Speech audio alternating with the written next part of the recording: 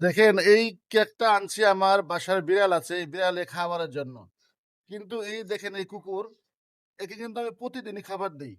যখন দোকানে আসি তখনই কিন্তু তাকে খাবার দিই। এখন সে বুঝতেছে না যে এটা বিড়ালের খাবারের জন্য নিচ্ছি। সবসময় সে পিছে পিছে থাকে এবং দেখেন কিভাবে তাকায় রয়েছে। এখান থেকে তাকে একটা দিতে হবে, কারণ না দিলে সে রাস্তা আমার অবরোধ করে রাখছে, আমাকে বাসায় যেতে দিবে না। ঠিক আছে, এই যে দেখেন আমার ছোট ছোট। হ্যাঁ, হ্যাঁ, বিড়াল তো অনেক আছে। বিড়াল লাগবে তোমার?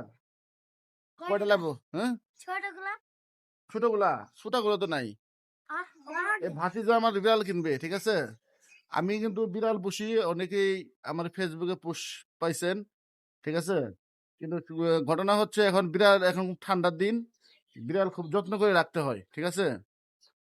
আর দেখতে পাচ্ছেন এখানে এত ঠান্ডার মধ্যে আমার এই যে কন্ট্রাক্টর ভাই কিন্তু কাজে লাগে লাগে বসে, দেখেন, দেখছেন, এত ঠান্ডার মধ্যে কাজ করতেছে, দেখছেন, এত ঠান্ডা, তারপরেও কিন্তু কাজ থামে নেই। আমার এই যে কন্ট্রাক্টর ভাই কিন্তু কাজে একবার লেগে পড়ছে, দেখেন কিভাবে। যাক, তাও আজকে একটু ঠান্ডা তো কম অনেক। সবাই ভালো থাকবেন, আর ঠান্ডার দিন সবাই একটু সাবধানে থাকবেন। ঠিকও, ঠিক আছে না? ঠিক আছে। হুম, এটা কিন্তু তোমাদের ফেসবুকে ছেড়ে দেবো, ফেসবুকে ছাড়বো কিন্তু, ঠিক আছে। ঠিক আছে, কোনো সমস্যা নেই। ঠিক আছে, ভালো থাকবেন সবাই।